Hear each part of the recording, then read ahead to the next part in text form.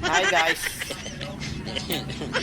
Guys, malimit ko kasi naririnig sa iba na singkit daw ako. At yung iba naman guys, sinasabi nila ay mukha daw akong hapon. So ngayon guys, alam nyo, surang-sura na rin ako sa mga naririnig ko eh.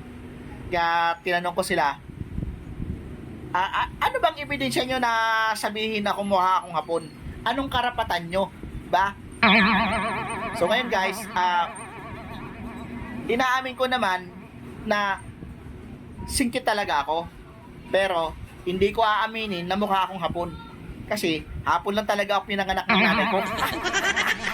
So ngayon guys, inaamin ko naman na singkit talaga ako guys. Kaya lang, nalulungkot lamang ako guys. Kasi paano na lang kung ang napangasawa ko ay singkit din.